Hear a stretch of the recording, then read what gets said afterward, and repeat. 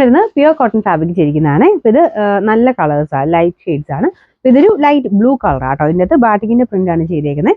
ഇതിന്റെ യോക്ക് പോർഷനിൽ ചെറിയൊരു ഹാൻഡ് വർക്കും വരുന്നുണ്ട് കേട്ടോ. ഇവിടെ നല്ല ലെങ്തി ആയിട്ട് ബാറ്റിക്കിന്റെ പ്രിന്റ് തന്നെ കൊടുത്തിട്ടുണ്ട്. ടൈ ആൻഡ് ഒരു മിക്സ് ആയിട്ടുള്ള പ്രിന്റ് ആണ് കൊടുത്തേക്കുന്നത്.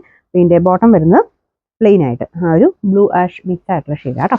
ഇതിന്റെ നമ്പർ വരുന്നത് N601, റേറ്റ് 1150, 1150. നമുക്ക് രണ്ടാമത് ഇതും നല്ല ഷെയ്ഡ് ആട്ടോ. നല്ല ഭംഗിയുള്ളൊരു ഒനിയൻ പിങ്കും ലൈറ്റ് ഒരു ലാവണ്ടറിന്റെ ടോണ് മിക്സ് ആയിട്ട്.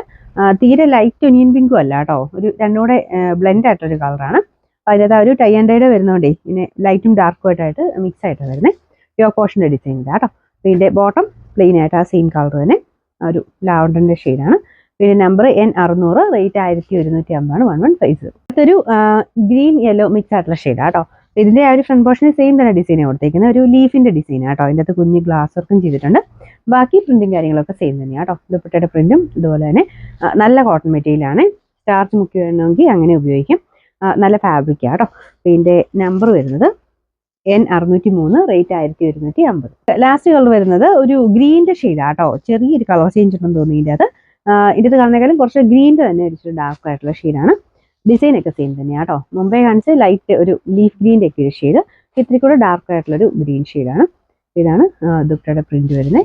ബോട്ടം പ്ലെയിൻ ആട്ടോ. എല്ലാത്തിനും ബോട്ടം പ്ലെയിൻ ആയിട്ടാണ് കൊടുത്തേക്കുന്നത്. ഇതിൻ്റെ നമ്പർ N602, റേറ്റ് 1150.